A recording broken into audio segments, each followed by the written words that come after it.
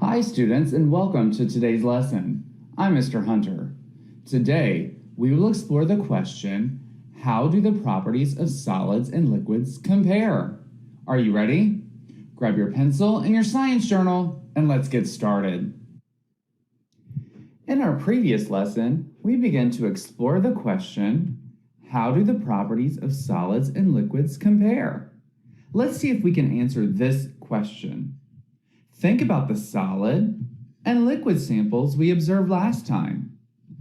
How are the properties of solids and liquids different? Well, solids have a mostly stable shape, right? A solid object keeps its shape when we pour it from one container to another. But liquids take the shape of the container they are in. How are the properties of solids and liquids similar? Solids and liquids have many properties in common. For example, both solids and liquids have color, size, and mass.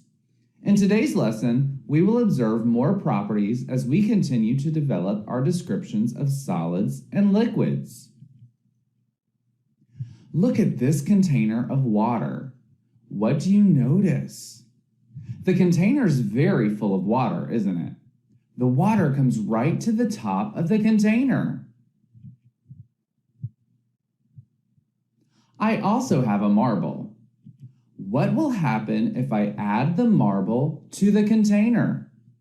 Do you think some of the water will spill out of the container? Let's find out. Wow, look at that! When we put the marble into the container of water, the water overflows. The water takes up space in the container. When we add the marble also takes up some space. So there is less space for the water. The water and the marble both have volume.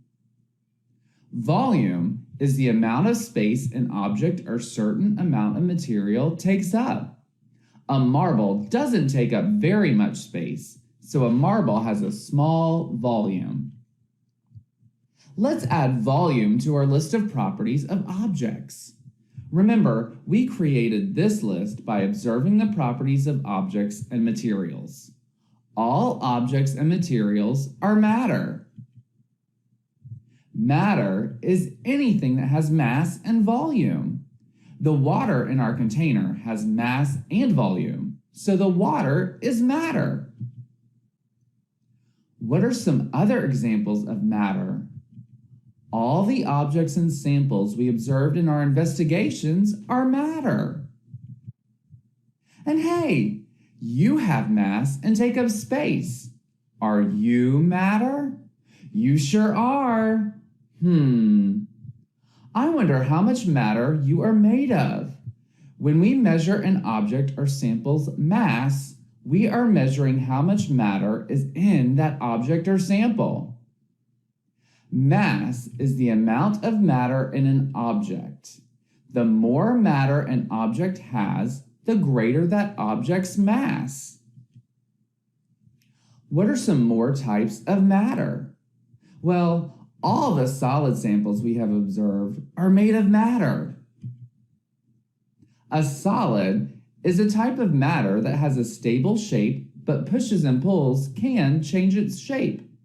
A solid, such as a bead, stays the same shape when we pour it from one container to another. Are all the liquid samples we have observed made of matter? Yes, they are. A liquid is a type of matter that has a shape that changes depending on the container it is in. When we pour a liquid, such as orange juice, from a round container into a square container, the shape of the liquid changes from round to square. So, all the objects and materials we have seen in our investigations have mass and volume. I wonder if all materials have mass and volume. Let's look at this marble we saw earlier. Do you think this marble has mass and volume? Well, we know the marble takes up space. When we drop the marble in a container of water, the marble took up space and caused the water to overflow. This marble is made of glass. Glass is a material. All materials, such as glass, wood, and water, are examples of matter, so they have mass and volume. What do you think determines the mass and volume of the glass marble? Do you think the mass and volume of the marble depends on how much glass is used to make the marble? That's correct. A glass marble has a certain mass and volume because the marble is made from a certain amount of glass, which is a kind of matter. How else can we determine whether something is matter? Let's watch this video clip and see what we notice. What do you observe? I observe that the balloon is getting bigger and bigger because the balloon is filling up with water. How does the video clip provide evidence that liquids are matter? Well, we know that matter has volume. The balloon gets bigger because the water takes up space inside the balloon. The water has volume. And we also know that water has mass. So the water must be matter. Now we will fill up a balloon in a different way.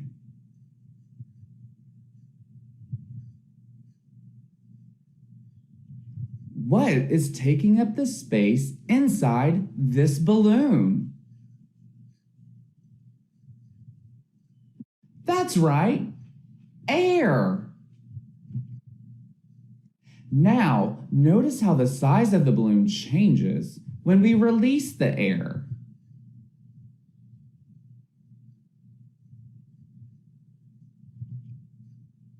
How does the amount of air in the balloon affect the balloon size?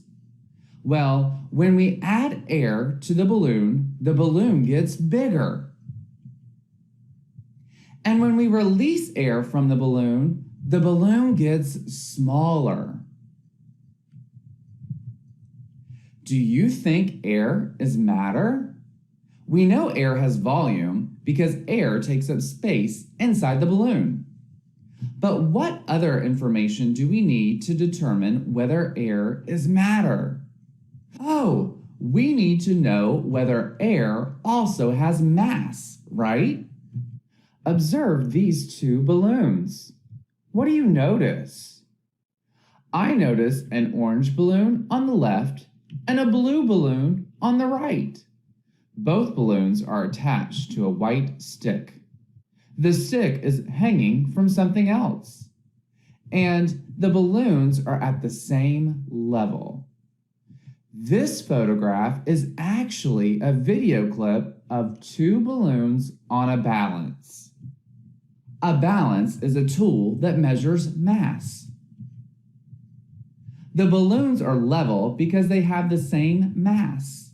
The balloons had the same mass before being filled with air, and then the balloons were filled with the same amount of air.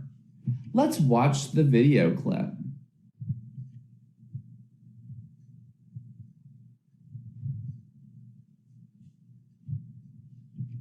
What do you observe? I observe that someone lets air out of the blue balloon, and then that balloon gets smaller. Do you think changing the amount of air in the blue balloon changes the mass of the blue balloon? Let's make a prediction. What will happen to the balloons on the balance? Do you think A, nothing will happen? Air does not have mass, so the balance and balloons will stay the same? B, the orange balloon will move down because it has more mass? Or C, the blue balloon will move down because it has more mass? Point to your answer choice on the screen.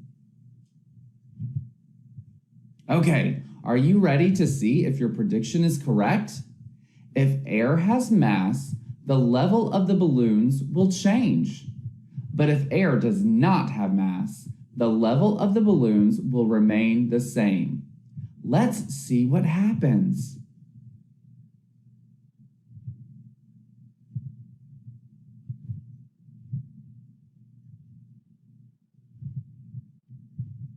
Wow! The orange balloon went down and the blue balloon went up. Did removing air from the blue balloon change the blue balloon's mass? Yes! After air was removed from the blue balloon had less mass. So the blue balloon went up on the balance and the orange balloon went down. Do you think air is matter? Give me a thumbs up for yes or a thumbs down for no. Thumbs up! We now know that air has both mass and volume, so air must be matter. We've learned about different types of matter, including solids and liquids. Do you think air is a solid, a liquid, or something else? Your task after this lesson will be to answer this question and provide reasoning. Guess what? Air is not a solid or a liquid. Air is made up of many gases. Gas is another type of matter. Do you think we can compare gases with liquids and solids? I think we might need more information before we can compare all three types of matter. What do we need to know to compare gases with solids and liquids? Well, we know that gases such as air have mass and volume. But I think we need to know more about the other properties of gases, don't you? In our next lesson, we will learn more about gases as we explore the question, how do the properties of solids, liquids, and gases compare? Let's review your task for today. Respond to the question about air.